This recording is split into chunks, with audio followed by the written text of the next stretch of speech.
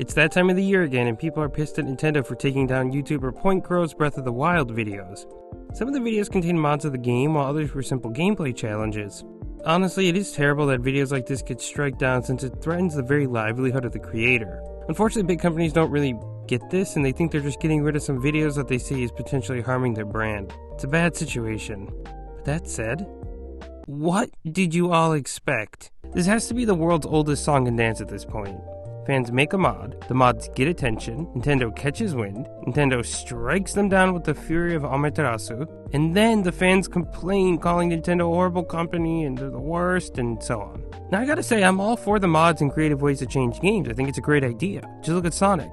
The games have benefited greatly from mods, and the community continues to keep them alive today. Just look at something like Project 06, which is the best way to play Sonic 2006. If that was Nintendo, the game would have been wiped off the face of the earth before the first demo even came out.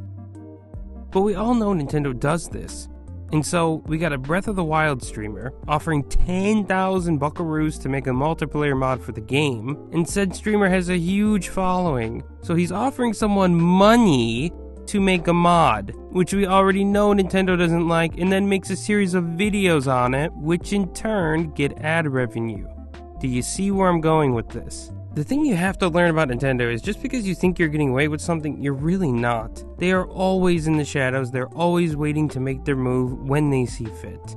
Now, a lot of you are wondering about the videos themselves, the fair use and all that jazz. Well, for starters, most of the videos were taken down by Nintendo of America, I guess, but regardless, for those familiar with the Totally Not Marked fiasco, you know that fair use doesn't even exist in Japan. Japan is very strict with copyright laws. You ever go on Japanese Wikipedia before?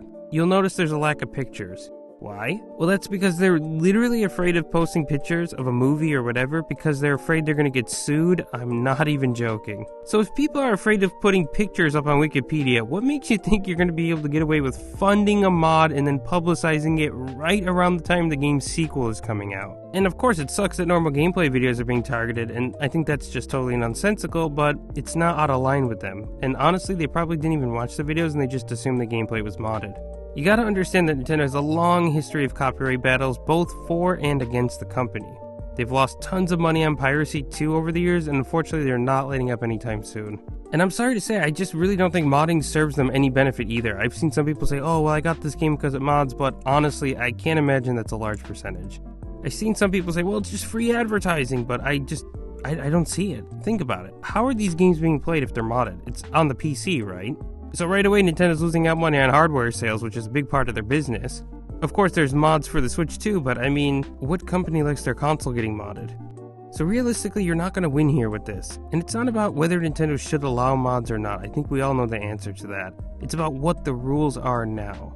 Nintendo is a shrewd business, and these mods are literally cutting into their profits. You can argue about the effects and whatnot, but the fact of the matter is there is an effect, and essentially it's promoting piracy, since you and I both know these people who are playing on the PC, they're not dumping their Switch cartridges. How many people are doing that? Let's call it for what it is. Now you might also ask the question, wait, some Japanese companies are cool with this, right? We mentioned Sega and Sonic and Capcom and Sony, right? So what's the deal with Nintendo? Well, yes, Nintendo is a Japanese company, but there's one thing that people overseas don't get, and that is that Nintendo is a Kyoto company, and things in Kyoto are done different. If you've ever been to Kyoto, you'll know it's their way or the highway, and trust me, this is not just some foreigner thinking this. People in Japan also think this way. Kyoto's got let's just say they got a certain reputation. Of course, it's got tons of beautiful history, great places to visit, attractions, all that stuff. Come on, this is a city with invitation-only restaurants. They are steeped in their traditions. And again, Nintendo fits the bill. Nintendo is very Kyoto in the way they act. Now, of course, I don't want to generalize the city. I do like it a lot, but I'm trying to paint a picture for those who really don't know what it's like here. You're playing in a different ballpark with Nintendo because of their culture and their history. You can call them almost any name you want, but left field and inconsistent are two that certainly don't fit. And the last thing is the Japanese fans themselves.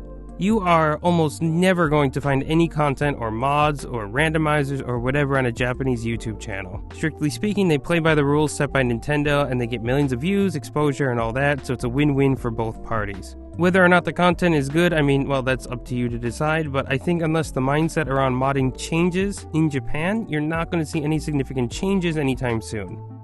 But that's it for this video. I just wanted to try to offer my perspective since I see a lot of stuff on the internet and people really, they just don't get Nintendo as a business. Again, it's not about whether they're right or wrong, it's about the situation at hand and if it's fair or not in accordance to their rules. But I don't know, what do you all think? Let me know in the comments and I'll see you in the next video. Take care.